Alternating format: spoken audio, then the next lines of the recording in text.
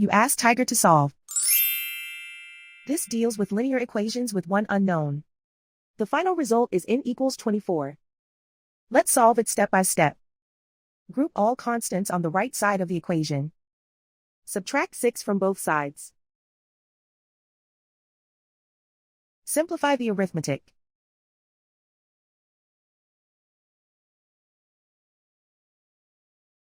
Isolate the n. Divide both sides by 4. Simplify the fraction. Find the greatest common factor of the numerator and denominator. Factor out and cancel the greatest common factor. And so the final result is n equals 24.